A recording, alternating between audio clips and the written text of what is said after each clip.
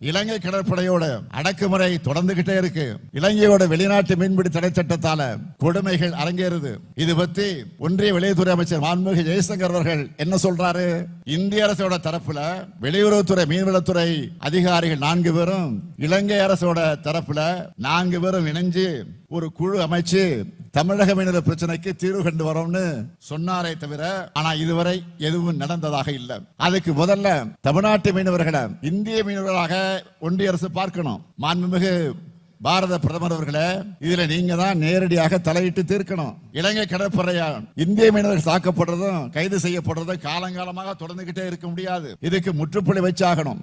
நம்மோட மீனவர்கள் உரிமையை நிலைநாட்டு வகையில தான் உறுதியான நடவடிக்கையை நீங்க எடுக்கணும். மிக கொடூரமான விதிமுறைகள், தண்டனைகள் அடங்கியிருக்கக்கூடிய 2018ஆம் ஆண்டு சட்டத்தை இலங்கை அரசு நீக்கணும். சிறைபிடிக்கப்பட்ட மீனவர்களையும் அவங்களோட மீன்பிடி படகுகளையும் விரைவில் விடுவித்திட நீங்க பேசணும். மீனவர்களுக்கு தேவையான சட்ட உதவிகளை வழங்கணும். மீனவர்கள் கிட்ட அதிக அளவு வாராதம் வசூலிக்கக்கூடிய அந்த கொடுமையை தடுக்க உரிய நடவடிக்கை மேற்கொள்ளணும். கச்சத்தீவு அருகே தமிழ்நாட்டு மீனவர்கள் மீன்பிடிக்கிறத இலங்கை அனுமதிக்கக்கூடிய வகையில புதியதொரு ஒப்பந்தத்தை மேற்கொள்ள நீங்க நடவடிக்கை எடுக்கணும் என்று தமிழ்நாட்டுடைய முதலமைச்சராக நான் உங்களை மீண்டும் மீண்டும் கேட்டுக்கொள்ள விரும்புகிறேன். இப்படி ஒவ்வொரு விவகாரத்திலையும் நாம நம்முடைய உரிமையை நிலைநாட்ட போராடி கொண்டுதான் இருக்கிறோம்.